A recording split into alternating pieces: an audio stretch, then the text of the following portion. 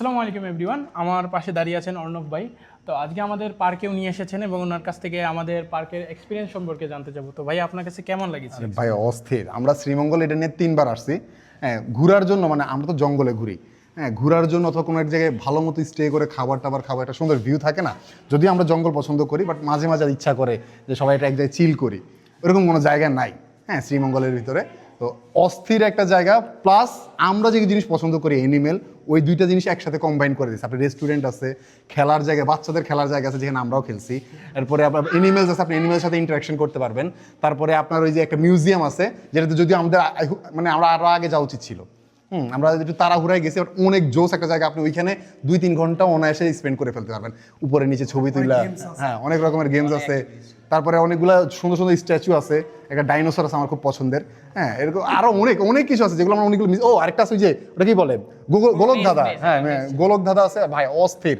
মানে একটা সারাদিন কি আপনি মনে করেন 2-3 দিনে, যদিও এখানে থাকার এখনো জায়গা হয় নাই, কিছুদিন পরে হবে হয়তো, বাট আপনি একটা দিনের একটা জোস এক্সপিরিয়েন্স যদি চান, আপনি এখানে আসেন। বাচ্চা কাচ্চা নিয়ে যাদের আছে তারাও যদি আসে, ভাই বাচ্চা কাচ্চাদের জন্য বেশি, আমাদের জন্য বেশি তেমন একটা কিছু নয়, এনিম্যালের সাথে ইন্টারাকশন করা আর খাওয়া ছাড়া। কিন্তু বাচ্চাদের জন্য অস্থির অস্থির জিনিস আছে। হ্যাঁ, আপনি এখানে বড়দের জন্য ফিশিং করা হবে না কয়েকদিন পরে, কয়েকদিনের মধ্যেই হবে, মাছগুলো একটু যখন বড় হবে আর কি। হ্যাঁ, আপনি এখন বর্তমানে যেটা করতে পারেন, মাছটা খাওয়াইতে পারবেন, কিন্তু আপনি নিজে খাইতে পারবেন না। এছাড়া এখানে আরো চিকেন আছে, ডাক আছে, যেগুলো আপনি ছেড়ে রাখছে, আপনার পছন্দ হলে আপনি এটাতে খাবার খাইতে পারবেন। আর আমাদের রেস্টুরেন্ট আছে, রেস্টুরেন্ট খাবার ভাই অসাধারণ। নর্মালি কি হয়, আমার একটা বড় কমপ্লেন ছিল আরিফ ভাইয়ের কাছে, আমরা যখন শ্রীমঙ্গল আসছি, এখানে কিন্তু অনেক রিসোর্ট অ্যান্ড অনেক খাবারের জায়গা আছে। এখানের খাবার, হ্যাঁ টু বি রিয়েলি অনেস্ট, এখানের খাবার জঘন্য ভাই। ঠিক আছে, মানে এই জায়গার খাবার না, মানে শ্রীমঙ্গলের খাবার। হ্যাঁ, শ্রীমঙ্গলের খাবার খারাপ। আমি this is the only place যেখানে আমার মনে হচ্ছে খাবার খাই একটু ভালো লাগে না, একদম নর্মাল খাবার, মানে নিজে ঘরের রান্না করে রাখছে কেউ, এরকম লাগতেছে।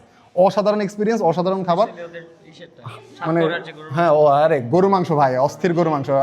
আমি নর্মাল গরু, আমার পেট বড় হয়ে যেতেছে, আমি গরু মাংস খাওয়া বন্ধ করে দিচ্ছি, বাট আমি নিজে অর্ধেক গরু মাংস খাই ফেলছি, আর পুরোটা বাকিটা ওরা খাই ফেলছে। হ্যাঁ, ফুল রেকমেন্ডেশন থাকবে যে এখানে আসতেই হবে। সন্ধ্যার সময় আরেকটা সন্ধ্যার সময় জোস ভিউ পাবেন। আপনারা দেখবেন যে কুয়াশা নেমে গেছে, যেহেতু আমরা শীতের সময় আসছি, কুয়াশার ভিউ পাইছি, প্লাস পাখি।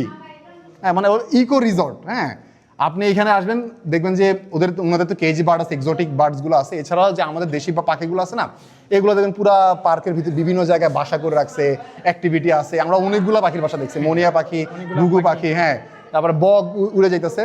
অনেক জোস একটা জায়গা। মাস্ট যদি আপনি শ্রীমঙ্গল আসেন, এখানে অবশ্যই ভিজিট করে যাবেন।